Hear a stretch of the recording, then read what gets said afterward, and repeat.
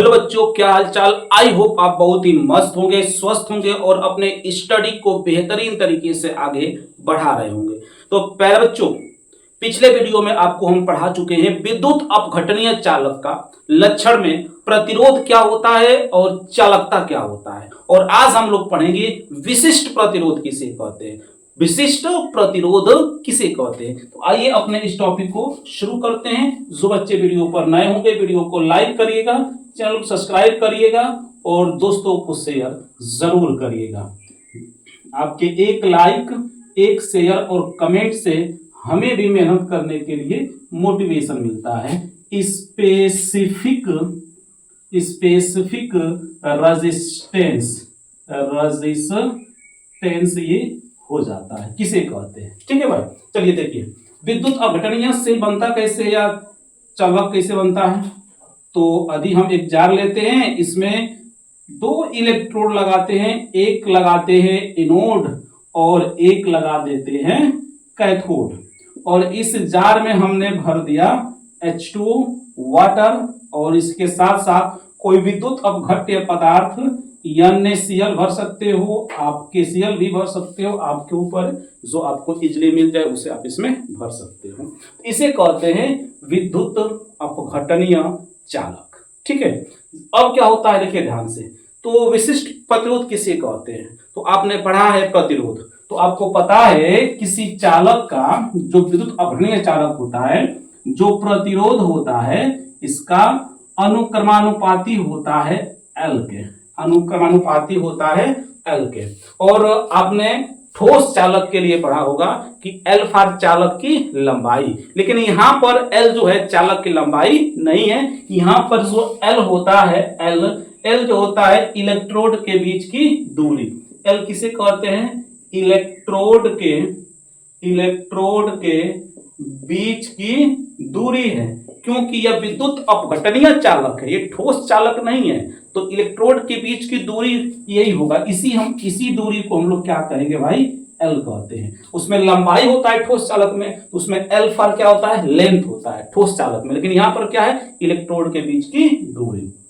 अच्छा, इसको आप इक्वेशन नंबर 1 मान सकते हो। और आपको पता है कि जो प्रतिरोध होता है ये व्युत्क्रमानुपाती होता है 1/A के। मतलब A क्या है, अनुप्रस्थ काट का क्षेत्रफल। यहाँ पर जो इसका क्षेत्रफल होगा इसी को बोलते हैं एरिया, क्रॉस सेक्शनल एरिया अनुप्रस्थ काट का। जैसे ये दो इलेक्ट्रोड है, एक देखिए आपको दिखाते हैं, ये दो इलेक्ट्रोड है, इनकी जो बीच की दूरी है इसी को L बोलेंगे और इसका ये एरिया है इसको बोलते हैं अनुप्रस्थ काट का क्षेत्रफल। ये क्या होता है, व्युत्क्रमानुपाती होता है ना। आप लिख सकते हो A बराबर अनुप्रस्थ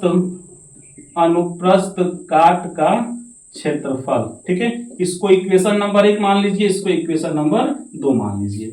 इक्वेशन 1 व इक्वेशन 2 से, अर्थात समीकरण 1 व समीकरण 2 से आप इसको जब हल करेंगे तो R प्रोपोर्शनल टू L अपान के A, दोनों को आपस में क्या करेंगे, मिला देंगे। और आपको पता होगा कि जब प्रोपोर्शनल टू का चिन्ह हटाते हैं तो इक्वल टू का चिन्ह आता है और कोई ना कोई एक नियतांक आता है। तो यहां पर इसको हटाइए तो R equal to rho into L by A। इसी रो को कहा जाता है अनुक्रमानुपाती नियतांक। ठीक है, अनुक्रमानुपाती नियतांक कह सकते हो, या इसी को आप कहते हैं क्या चीज, विशिष्ट प्रतिरोध। यही रो क्या है, विशिष्ट इसे प्रतिरोध कहते हैं, या इसी को अनुक्रमानुपाती नियतांक कहते हैं। यदि विशिष्ट प्रतिरोध का मान ज्ञात करते हो आप, इसका R रो का मान ज्ञात करिए तो A को इधर भेज देंगे तो R into A equal to rho into L हो जाएगा। तो रो का जब मान निकालोगे आप तो R into A by L हो जाएगा। ठीक है, ये इसका फार्मूला बन गया। अच्छा, तो विशिष्ट प्रतिरोध किसे कहेंगे, तो विद्युत अपघटनीय चालक के प्रतिरोध एवं अनुप्रस्थ काट के क्षेत्रफल के गुणनफल और उसके जो इलेक्ट्रोडों के बीच के दूरी का जो अनुपात होता है उसे हम विशिष्ट प्रतिरोध रो कहते हैं। ठीक है, आइए देखते हैं रो का यूनिट क्या होता है। ठीक है, रो का यूनिट क्या होता है, इसका मात्रक क्या होता है। देखिए तो रो इक्वल टू होता है R into A by L हो जाता है।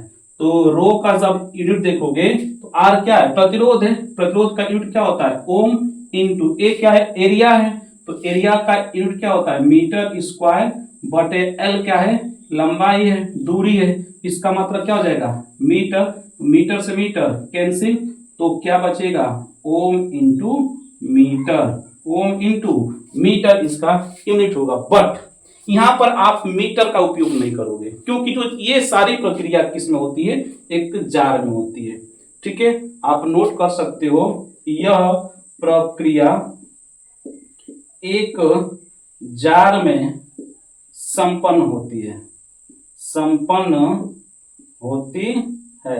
अतः मीटर के स्थान पर सेंटीमीटर, सेंटीमीटर उपयोग होता है, उपयोग होता है।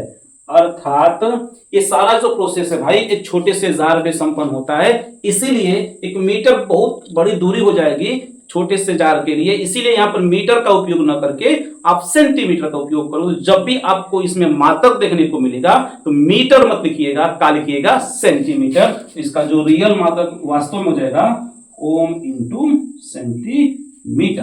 बात समझ में आई आपको? तो ये था आपके सामने पूरा क्या चीज विशिष्ट प्रतिरोध। आई होप आपको वीडियो समझ में आई होगी। तो वीडियो पर नए होंगे तो वीडियो को लाइक करिएगा, चैनल सब्सक्राइब करिएगा, दोस्तों को शेयर जरूर करिएगा। मिलते हैं नेक्स्ट वीडियो में। जय हिंद।